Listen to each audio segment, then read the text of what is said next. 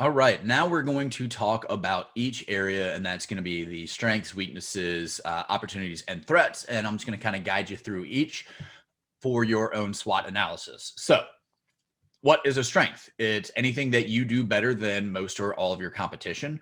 It's what sets you apart, and it's something, probably a reason why your customers keep coming back, clients keep rehiring you, whatever it is.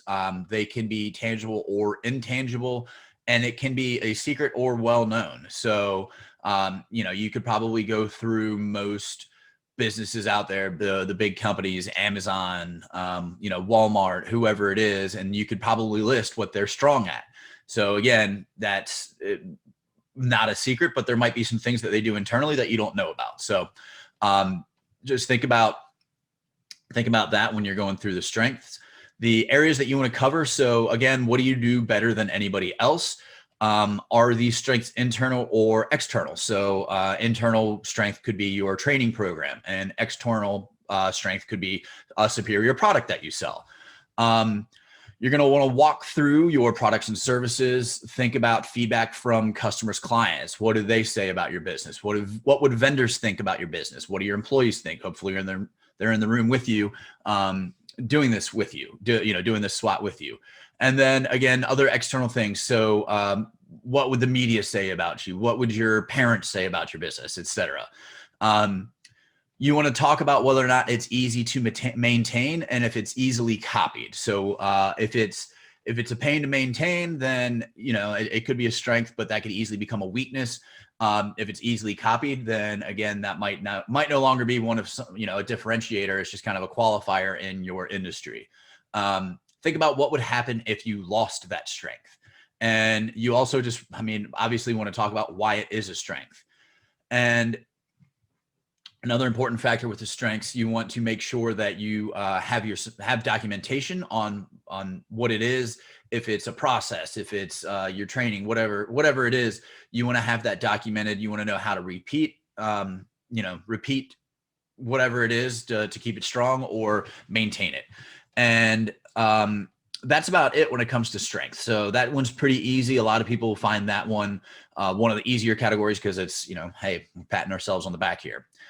Getting into weaknesses. So weaknesses, this is going to be a little less fun to talk about because you might expose some things that you don't want to talk about, but you need to talk about this because it's something that potentially could harm or close your business.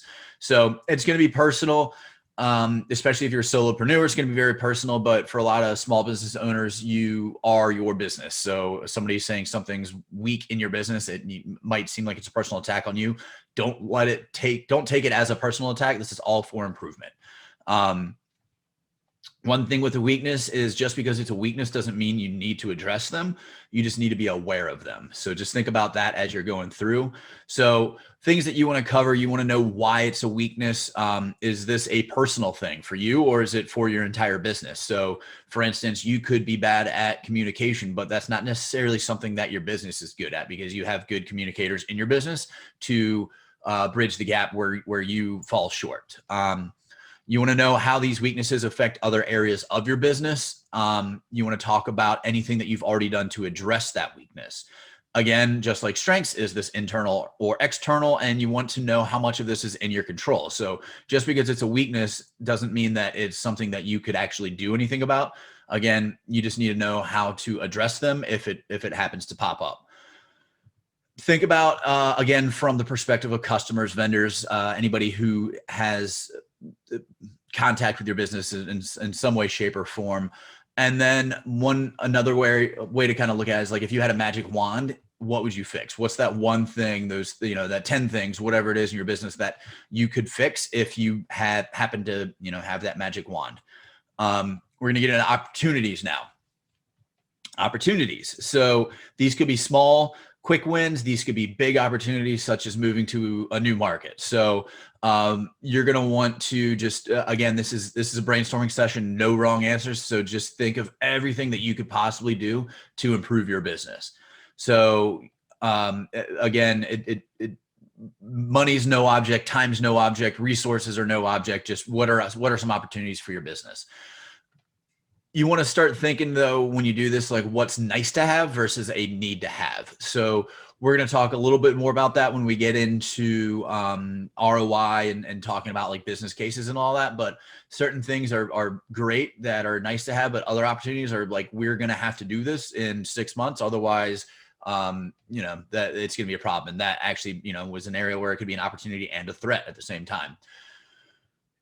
When you're going through your opportunities, think about downstream impacts. So just because moving to a new market is an opportunity doesn't mean that it's going to be all positive, because you might lose customers along the way, whatever it is. So just think about that.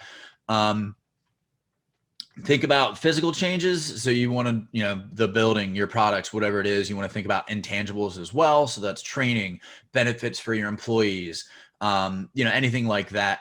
And you want to, when you're kind of analyzing it, look at like each department independently. So, we can look at your sales team and what they have, and then look at your, operations team, your tech guys, whatever it is. And then you want to look at the handoffs after that. So what can you do within each area? And then where are the areas that you can improve in between, the handoffs between the different departments. And then if your team's not there in the thing in the analysis with you, then, maybe send out a poll. What would they change? Lastly, let's talk about threats. So threat is pretty self-explanatory. It's something that could potentially happen to your business.